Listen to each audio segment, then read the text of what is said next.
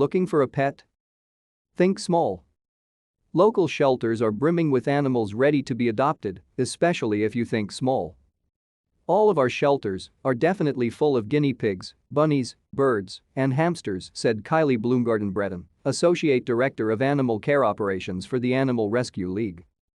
Across their 3 shelters in Boston, Dedham, and Brewster, there are 65 small animals to be exact. At the MSPCA-Angell, the story is the same. As of Friday, the organization had a total of 48 mice, 44 rabbits, 32 guinea pigs, 22 rats, and 10 hamsters across their adoption centers. Also some degus, birds, chinchillas, ferrets and gerbils. There was even a hedgehog, a bearded dragon, and a sugar glider, according to Rob Halpin, the Chief Communications Officer for MSPCA-Angell. Mike Keiley, director of the MSPCA-Angell Adoption Centers, said the staff is trying some different strategies to keep the animals comfortable and safe, such as repurposing space. You may find the rabbits in a corner of the cat room, for example. We are using every nook and cranny of our offices, he said. Shelters across the region are brimming with small animals, including guinea pigs like Saffron, who need a good home. The major influx began about 6 months ago, Keiley said, and it's happening at adoption organizations everywhere. So what's bringing in so many smaller animals? While it's hard to know for sure, it's possible the spike is an unanticipated side effect of the pandemic. Last spring, shelters were flooded with clients eager to adopt a dog or a cat. Families were home and able to spend the time training their new pet, and animals bring comfort and ease feelings of isolation and anxiety. The interest was so high, there simply weren't enough dogs and cats to adopt. So people desperate for a pet may have opted for a guinea pig, bird, hamster, or rabbit instead, and they are now changing their minds. That's a theory I've heard, said Bloomgarden-Bredin of the ARL. I think it's still too early to figure it out.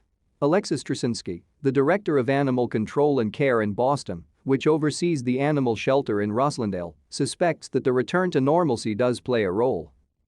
Kids are back in school full-time, adults are back to work, and the responsibility of caring for the pet, even a smaller animal, may have been greater than was expected, she said. Guinea pigs are coming into the shelter more, she said, but so are parakeets.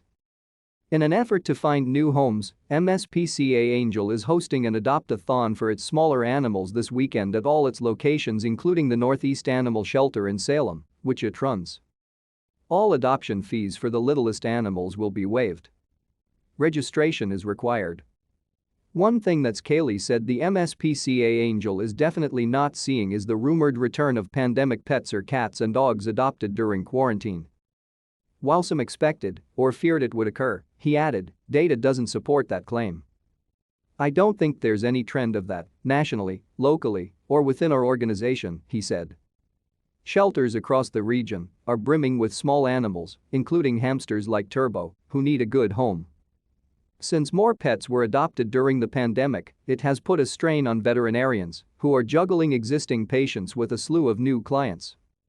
To help new pet owners who can't get an appointment at a vet clinic, the city is offering a low-cost vaccination and dog licensing clinic on September 25th.